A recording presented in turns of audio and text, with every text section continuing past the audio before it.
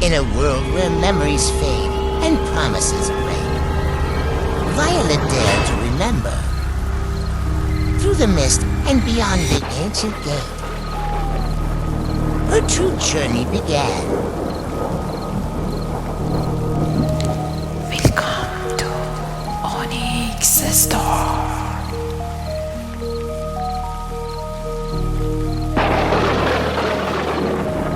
Violet stood at the edge of the forgotten forest, where the trees whispered names long erased by time. The storm still echoed behind her, but here, the silence was louder. Before her, a colossal gate twisted with vines and symbols pulsed faintly in the dark. No handle, no guide, just an invitation. Her fingers brushed the surface, and the gate creaked open with a groan like an ancient beast awakening. Inside, the world changed. The air was colder, time slower, and the fog, it slithered like it knew her name. Why did the gate open for her? And only her. Beyond the gate, a vast hall stretched into shadows, lit only by flickering blue flames dancing in the air. The floor was marble, but her footsteps made no sound. Instead, she heard whispers, not in words, but in emotions. A soft sadness clung to the walls, like the building itself remembered pain. As she walked deeper, the whispers grew clearer. Run. Return. Remember. But Violet didn't run. She moved forward, drawn by something unseen, until she reached a pedestal. A locket lay there, warm and glowing as if waiting just for her. She picked it up and saw flashes, a boy, a blade, a broken vow. Whose memories had she just stolen or returned? A cold wind swept through the hall, and with it, a figure stepped out from the mist. It was him, the boy from her dreams, from the visions. Older now, with eyes like midnight storms. You're not supposed to be here, he said. She froze. Then why does everything here know me? He didn't answer. Instead, he touched the locket, and it lit up between them. Memories flooded in. Not hers. His. Shared pain. Lost time. A promise made beneath blood and moonlight. But how could she remember something she'd never lived? What if her destiny had started lifetimes ago? They entered a new room round, endless, and lined with mirrors. Each reflection showed Violet slightly different. One smiled with cruelty. One cried endlessly. One was burning. But one mirror showed nothing at all. Just darkness. She stepped closer. Suddenly, the glass rippled. A hand reached out her own. But older, wiser, and broken.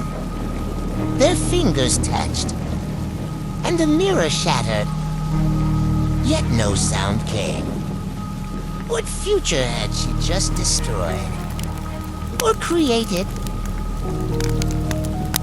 A fire burned quietly in a small room tucked away from the castle's core. and beside it sat an old woman in a cloak of stars. "I've waited long," she said, not looking up. "You're later than I thought." Violet sat. "You know me." The woman smiled, revealing teeth like moonlight. "More than you know yourself." From her bag, she pulled a scroll cracked, faded, and glowing. "One question," the woman said. "Do you seek the truth? Or the power? Because sometimes the truth is the most dangerous power of all." The scroll shimmered under the firelight. On it two paths drawn in ancient ink. One led through a valley of light, lined with glowing trees. The other through a canyon of shadows where nothing appeared. "You must choose," the old woman whispered. "One will show you who you were. The other, who you could become." Violet hesitated. What if both led to ruin? What if not choosing was the real trap? With trembling hands, she pointed to the darker path. The fire hissed. The woman nodded slowly and disappeared into ash. What if the truth is buried deeper in darkness? The forest and the shadowed path pulsed, not with life, but with memory. Each step forward revealed visions from another time. A girl with fire in her hands. A prince crying behind iron bars. A betrayal carved into the sky. Violet could feel these memories, like they belonged to her. She touched a tree, and it whispered, "He remembers you too." "Who?" she asked. The wind howled, and behind her, something moved. What if someone else remembers a past you never lived? Beyond the forest, a castle rose from the earth. Silent, ancient breathing. Its windows were eyes. Its towers, fingers pointing to the cursed stars. The gates opened for her without a sound. Inside, the boy waited. "You're late," he said. "But we still have time, if you remember what we were." Violet stepped forward, the scroll burning in her hand. "Then tell me what we lost." The castle trembled, and the stars above blinked. What did they lose?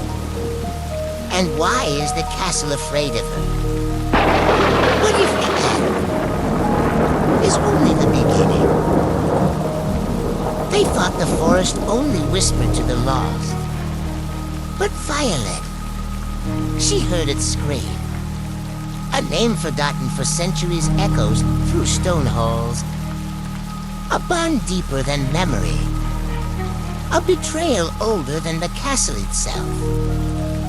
As the stars shift and secrets surface, she must decide. Will she break the curse? Or become part of it? What is she really searching for? And who's been searching for her? The deeper she goes, the harder it is to tell the truth from the trap.